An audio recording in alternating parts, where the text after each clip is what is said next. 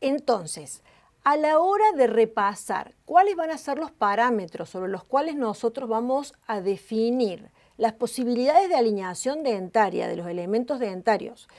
en función del espacio disponible, tenemos que tener en cuenta la cantidad de apiñamiento que existe, que este apiñamiento puede ser tanto vestíbulo-lingual como ocluso-gingival,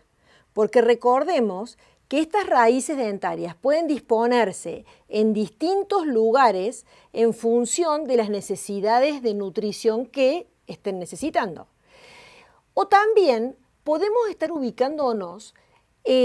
acerca de cuál es la inclinación que estos elementos dentarios tienen en relación a la basal. Y es así que no por un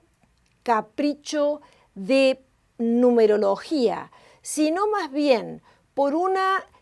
justificación física respecto de cuál va a ser la posición ideal en la que este elemento puede recibir la fuerza para ser transmitida correctamente al hueso, es que disponemos que el incisivo inferior, como ustedes están viendo actualmente en pantalla, debería encontrarse a 90 grados respecto de la basal mandibular. Estos 90 grados le permiten al incisivo que cada vez que la mandíbula cierra, el impacto que reciba contra los elementos superiores sea a través del ligamento periodontal transmitido a la esponjosa y desde la esponjosa, que es un tejido con capacidad osteogénica, sea transmitida al hueso dentoalveolar. Esto garantiza la salud del elemento periodontal, del elemento dentario, no solamente a nivel de su estructura coronaria, sino también a nivel de los tejidos de inserción. Como hablamos en el capítulo anterior, cada vez que los elementos dentarios se encuentran apiñados y yo no genero espacio disponible hacia atrás, la única opción que le queda a las coronas para poder alinearse es proyectar las coronas hacia vestibular y las raíces se proyectan contra la cortical lingual, reduciendo notablemente la capacidad de nutrición de este elemento radicular. Por este motivo, nosotros deberíamos tener en cuenta algunos aspectos para indicar previamente el stripping.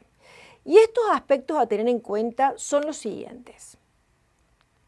El apiñamiento en milímetros, es decir, cuantificar milimétricamente la cantidad de espacio que necesitamos para que estos elementos dentarios puedan ubicarse alineados en la boca. La cantidad de sobremordida o overbite, porque existe una ley en ortodoncia, que lo hemos visto en capítulos anteriores, donde cada vez que nosotros protruimos elementos dentarios, perdemos entrecruzamiento, y cada vez que nosotros retruimos elementos dentarios, ganamos entrecruzamiento. Quiere decir que dependiendo de la cantidad de overbite o sobremordida, hay un hándicap de protrusión o deberemos planificar previamente la necesidad de espacio para que estos elementos resuelvan el apiñamiento hacia el espacio que nosotros hemos generado. Y por último, la inclinación de estos elementos dentarios respecto a la basal mandibular para poder transmitir la fuerza que los elementos están recibiendo de una manera lo más biológica posible y así proteger estos elementos por la cantidad de años de vida que deban encontrarse dentro de la boca.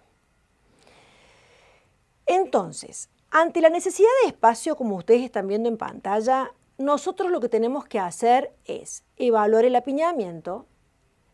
generar el espacio y recién en ese momento generar la alineación dentaria. Quiero hacer especial hincapié en el orden en que debemos hacer este diagnóstico. Primero evaluar el apiñamiento,